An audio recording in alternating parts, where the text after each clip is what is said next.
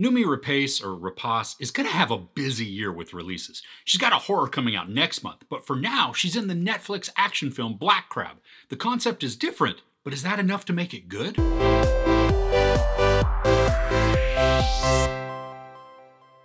In a post-apocalyptic world, 6 soldiers on a covert mission must transport a mysterious package across a frozen archipelago. Numi stars as a soldier who's sent on this seemingly insurmountable task to deliver some canisters to a group that's something like 100 nautical miles away. But the catch is that they have to get there without any vehicles and to do it as quickly as possible. So the small team of soldiers that are chosen to deliver the package, they all have to know how to skate. Yeah, you heard that right. The group is going to skate across the frozen water. And actually, it's really smart. It's much faster than walking and way quieter than vehicles. But the downside is that in daylight, you're completely exposed, which is why they mainly travel at night. This post-apocalyptic setting makes for a great aesthetic because it really creates this sense of hopelessness. Not only do we see gray, ash-filled skies and then just utter destruction all around, but the people that are encountered, they're scrappy, scruffy, and desperate. Plus, the setting also makes for some very disturbing visuals as the team goes along. Now, the outside world isn't focused on too much, other than some brief encounters and then the occasional flashback that Numi has. From the opening scene, we learn why Numi's character will be motivated to take part in this seemingly impossible mission. It's also shown in the trailer that Numi has a personal stake in the matter, and along with delivering the package, she's going to collect something that's very important to her. Now, this motivation makes complete sense and is what becomes her driving force. And I love the instant change that we see in her from before she learns information to after. At the beginning of the film, she's downtrodden, just almost defeated. But then she has this renewed vigor and nothing is going to stand in her way. I love what that means for the action, too. She will then do pretty much whatever it takes to reach her objective. We see the determination and the resolve she has, and at times, despite coming up against obstacles, she just presses on. Now, the visuals in this are wonderful to look at.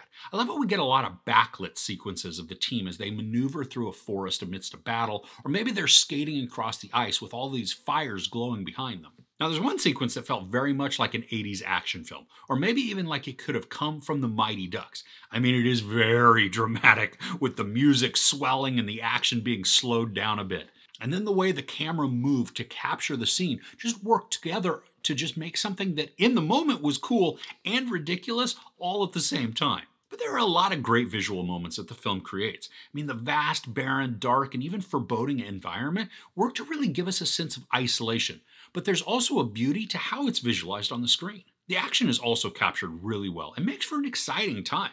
Some of the sequences themselves do feel a bit far-fetched, but at least they provide some tension and even urgency to what we watch. Not only is the team under a sort of deadline to deliver the package, but because this is wartime, enemy soldiers are pursuing and fighting the small band of warriors. And that chase of sorts creates anxiety and pressure because the team can't just turn around and retreat. They have to keep going forward towards their objective. And the action we get is pretty brutal and it's captured well. While we may not see a bullet strike a person's head, the film isn't afraid to show us the aftermath, which is pretty gnarly. That's also not to say that we don't see anyone getting shot or hurt, because we certainly do. And because a lot of this plays out at night, I love how the use of tracers help to add visual interest and tension to a battle. We can see the line of bullets traveling towards a group, which then kind of put me on the edge of my seat because we can see just how close some come to hitting their mark. I like the complication that arises from the team itself. Now, this isn't an elite special forces unit that has trained and served together for a really long time. This group is mostly thrown together because they can all skate. So because of the direness of the mission, not all of them are absolutely thrilled to be going, which then raises questions on loyalties and determination. Now, while I like the visuals and the action, the story itself was just kind of there for me. I was engaged in the trek that the group was going on, but for a story that's just short of 2 hours, more depth could have been introduced to the underlying tale. And the movie feels like it has almost 2 endings. Once a certain point is reached, the pace of the story almost stops, and then gives us a pretty predictable resolution. Now, my guess is that you'll have guessed that one way before. And that part didn't really bum me out. But what did bum me out is the actual end of the story. I'm on board with the motivations, somewhat, but just not for how it fits within the larger story. Numi's character has had one true objective the entire time, and when the reveal is made to her, there's a definite shift in her personality and her motivations. And I get the emotion, but just not the execution. When we first see her at the beginning of the movie, she's all but given up on life. So at the end, when the reveal comes, she makes choices that are noble, but I'm not sure that they're believable. I think had a different ending come into play, it would have felt less forced and then more believable, and really true to her character. Overall, Black Crab is a decent action film with plenty of violence and fighting to keep the energy fairly high. The premise of having to cross a dangerous and massive frozen body of water does create some good tension and opportunities for chaos, and then the cinematography helps to capture some beautiful imagery that is breathtaking and horrifying.